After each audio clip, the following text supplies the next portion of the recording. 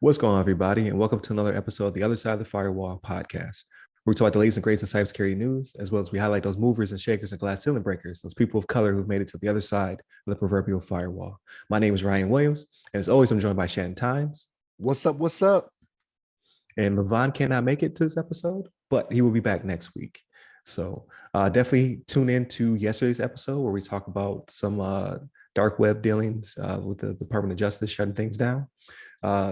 This one will be also another very interesting topic for you Android people out there. I really wanted Levon to have this topic, but he was unable to make it because I'm digging, right? We're Apple guys. He's a Android guy. Wednesday will be our discussion, and then tune in Friday where we talk about everything else. So if you want to know what we do when we're not talking about cyber, that's Friday's episode. Talk about games and media and things of that nature. But without further ado, I give it to Shannon.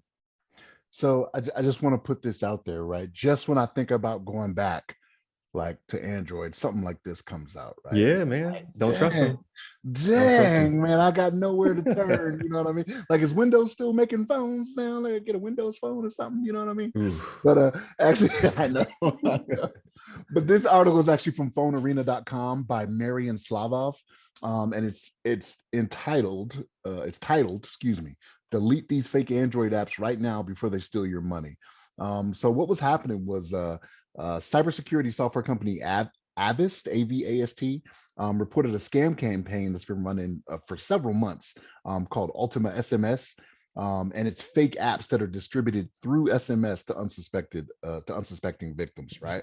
And so what's happening here is that you would get an unprompted text message that would have a link in it that would make you think you are downloading something that's legit that really isn't, and it's causing you harm. They're going to start bleeding you dry. Is pretty much what's going to start to happen, right? And in this list, there's a total of 151 apps that are part of this scam campaign, man, which is crazy to me, right? And the apps look legit, right? So it's not like you open it up and it's like a Minecraft app or anything like that, right? Like it's stuff that looks pretty good, and it looks, as all things that are to fool you pretty much do.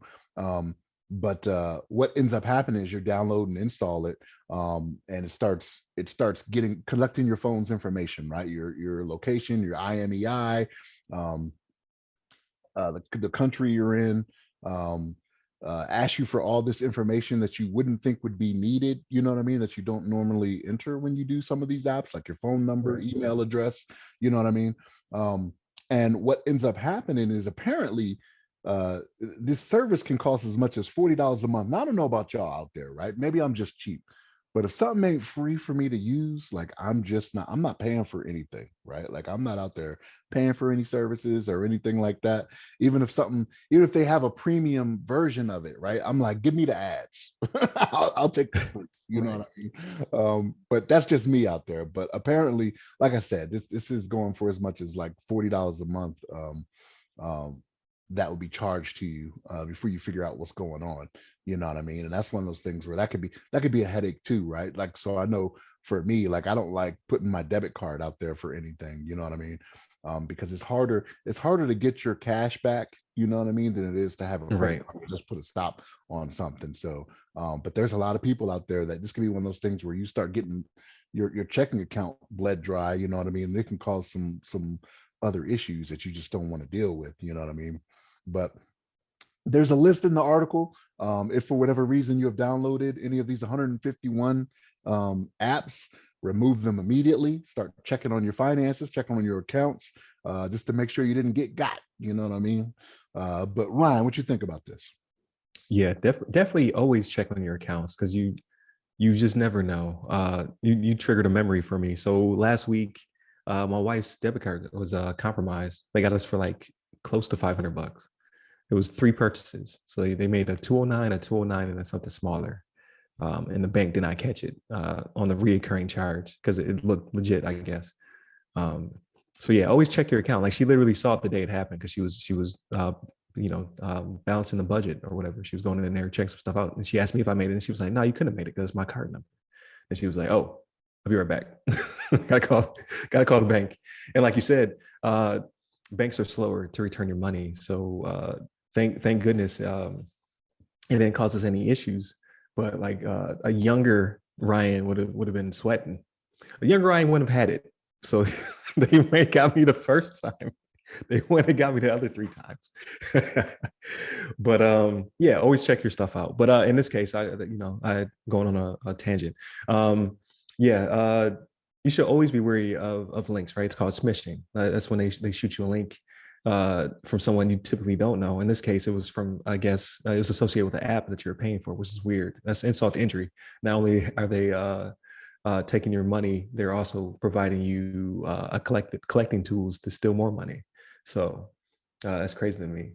Not a knock on Android. I mean, this could have happened, potentially have happened on our side too, but usually it's a walled garden, right? Like Apple doesn't really play when it comes to adding apps to the store, but it's not impossible for stuff like this to happen. So I'm not gonna toot our own horn over here, and then next week Apple has 150 apps that are stealing information. It's just different. The Google Play Store versus the App Store is just a different beast.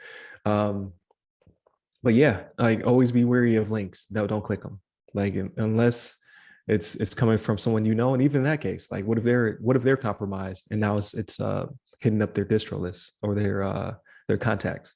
So you can be got that way as well. And we've talked about that in the past. Like don't plug your phone into USB devices that aren't not yours. Like don't charge your phone in the airport unless you know that you're plugging it into an outlet. Don't like if you can't see what's on the other end of the cable, you don't know what's back there. So don't plug your phone into a rental car. That's not your car. You don't know what information they're taking from you. And in this case, it could steal your contacts and then forward this information out. So it could be your mom sending you a mysterious link. You're like, oh, she's trying to send me something. And now they got you. And banks are slower to return the money. So they did refund us our money. However, a credit card would almost do it, instantly. Not instantly, but they would do their investigation. They'll give you your money back. The bank is like, hey, we're going to do our investigation first. We can't just be handing out money all willy-nilly. And then we'll get, so it took almost a week. Like they said it could take up to 10 days. It took about a week to get our money back. So be wary, be careful with your electronic devices because you have so much information stored. Like I'm a walletless type guy. I like having everything in there I can, but with that comes potential for harm like this. So just be wary of your activity on your phone. Do not click links. Always go to the source, like even an email. Like, oh, I get an email, the company wants me to log in because my account's been compromised. I'm going to go to the website, the official website, and then log in and check. And you'll be surprised how many times you're not compromised. It was literally somebody who just made a really, really good email. So keep all that in mind. But with all that being said, we'll go ahead and land this plane. Thank you, Shannon. It's always a good conversation. Definitely tune in for tomorrow's discussion. Hit us up for Monday's topic as well, where we talk about some shenanigans DOJ shut down on the dark web. And then tune in on Friday where we talk about everything else. So hit up the website, www.theothersideofthefirewall.com. Get to our social medias. Hit me up personally. I'm at RyRy Security Guy. That's RYRY Security Guy. I'm on LinkedIn, Twitter, TikTok, and Clubhouse. So stay safe, stay secure.